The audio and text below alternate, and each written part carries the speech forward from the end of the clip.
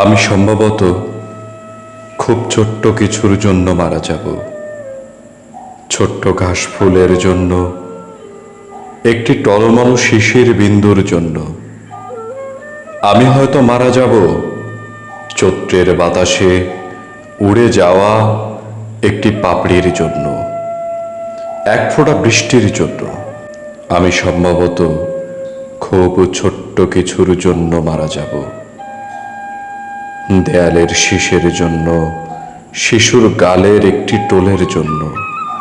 আমি হয়তো মারা যাব কারো চোখের মণিতে গেঁথে থাকা এক বিন্দু অশ্রুর জন্য, এক ফোঁটা রৌদ্রের জন্য।